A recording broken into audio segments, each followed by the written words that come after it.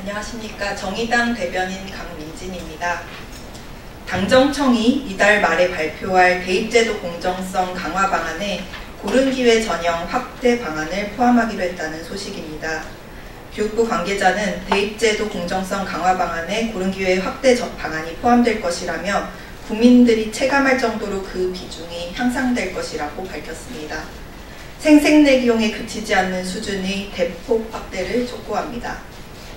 서울대 정시수능 신입생 중 서울 경기 출신이 70%에 달할 정도로 소위 상위권 대학의 지역 불균형 현상은 심각한 수준입니다.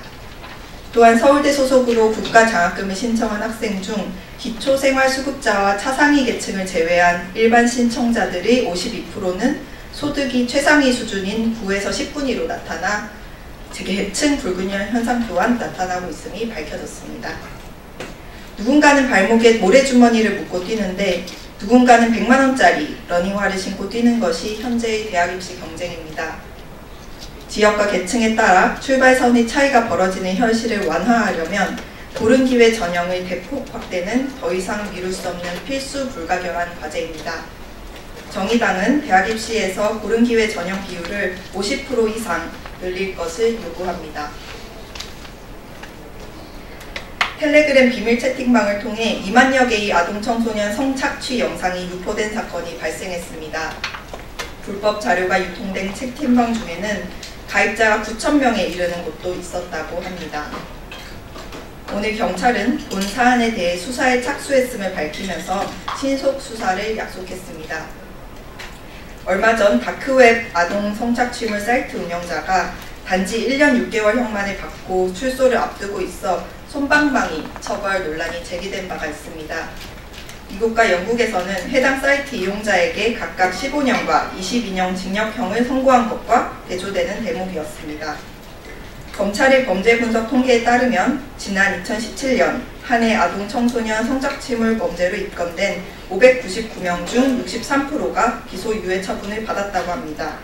그나마 기소된 100여 명 중 절반도 약식 기소에 그쳤다고 합니다.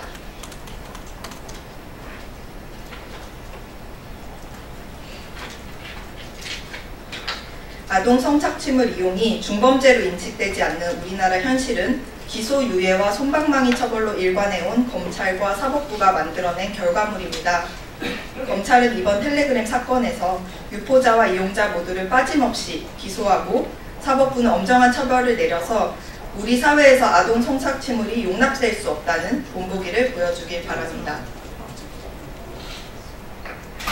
오늘부터 교도소 등 교정시설 수감자가 외부 도서를 반입받는 것을 불허한다는 법무부 방침이 적용됩니다. 책을 읽으려면 영치금을 내고 교도소가 서점에서 대신 매입하는 방식으로 구매를 해서 읽으라는 것인데 영치금이 없는 흑수저 수감자들이 도서 접근권이 제한될 것으로 예상됩니다. 영치금 구매만 허용되면 교도소가 서점에서 책을 대신 사주는 방식만 가능하기 때문에 사회단체 간행물 등 비매품이나 중고 서적은 반입이 어려워질 우려도 있습니다. 교도소 내 부적절한 도서 반입을 막기 위함이라고 하지만 우송 차입 방식의 도서 반입을 일괄적으로 불허한다는 법무부의 방침은 지나치게 과도한 대응입니다. 교도소 수감자가 양질의 책을 읽는 것은 교화 측면에서도 장려할 일이지 막을 일이 아닙니다. 법무부의 이번 결정이 교정 행정의 후퇴를 나타내는 신호탄이 아닐지 심각히 우려되는 대목입니다. 이상입니다. 감사합니다.